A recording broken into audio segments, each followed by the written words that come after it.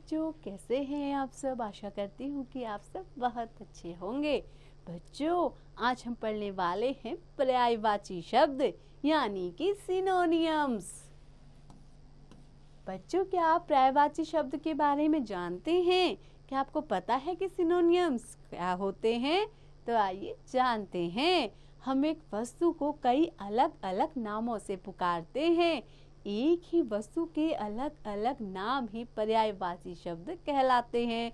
इन शब्दों से उनके अर्थ में कोई परिवर्तन नहीं होता, जैसे फूल, पुष्प, कुसुम। तो बच्चों देखिए, ये क्या है? तीनों फूल के ही नाम है। हमको उसको पुष्प भी कह सकते हैं, उसको कुसुम भी कह सकते हैं। ऐसे ही गाय, इसके और कौन कौन से नाम हैं? इसको हम गौ माता भी कह देते हैं, इसको हम धेनु भी कहते हैं। ऐसे ही बादल, बादल को हम मेघ भी कह देते हैं और घन भी कहते हैं। ऐसे ही बच्चों सूर्य, सूर्य के और कौन कौन से नाम हैं? हम इसको सूरज कहते हैं, रवि कहते हैं, भास्कर भी कह देते हैं। ऐसे ही बच्चों पहाड़, पहाड़ के और कौन कौन से नाम हैं? पर्वत या शैल। ऐसे ही बच्चों आँख, आँख को हम और क्या क्या कह देते हैं? नेत्र, नयन, है ना बच्चों। तो बच्चों, जिन शब्दों का अर्थ एक समान होता है उन्हें पर्यायवाची या समानार्थी शब्द कहते हैं। समानार्थी यानी कि जिनका समान अर्थ हो, यानी कि एक ही शब्द के अलग अलग जब नाम होते हैं उन सभी नामों को उसका पर्यायवाची कहा जाता है। ये बहुत ही आसान सी बात है बच्चों, आपको इस परिभाषा को याद भी कर लेना है क्योंकि ये बहुत ही महत्वपूर्ण है। अब बच्चों, पर्यायवाची शब्दों के हम कुछ उदाहरण देख लेते हैं। जैसे ईश्वर का समानार्थी या पर्यायवाची शब्द क्या क्या हो सकते हैं?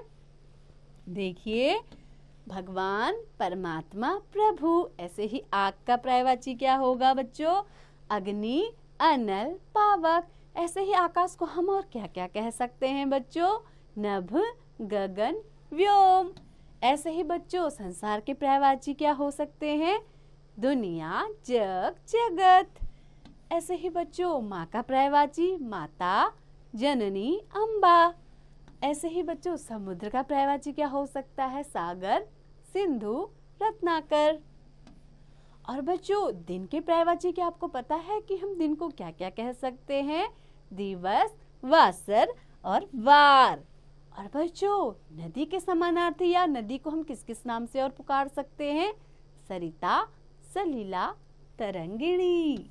तो बच्चों, कितने सुंदर सुंदर नाम है ना। नदी को अगर हम तरंगिणी कहें तो हमें कितना अच्छा लगेगा बच्चों।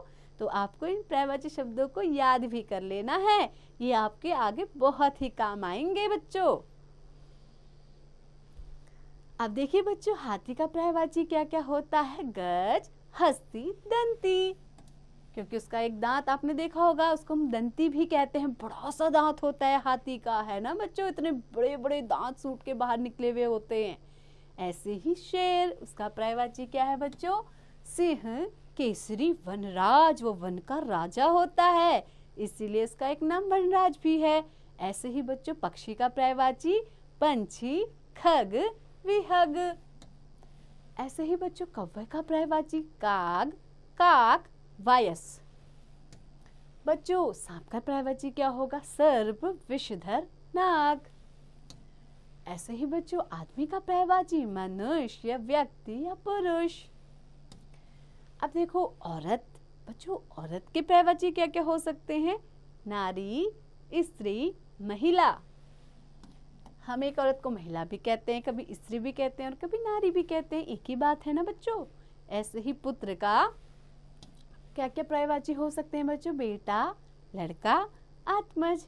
ऐसे ही पुत्री के बेटी, तनुजा, कन्या।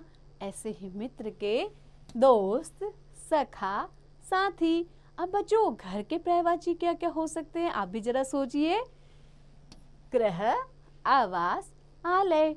ऐसे ही जल के पर्यायवाची पानी, नीर, वारी। हम नीर भी कह सकते हैं पानी को, है ना, और वारी भी कह सकते हैं।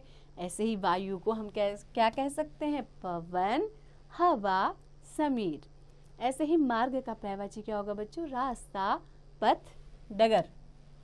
ऐसे ही बच्चों, बाग का पर्यायवाची होगा बगीचा, उपवन, वाटिका।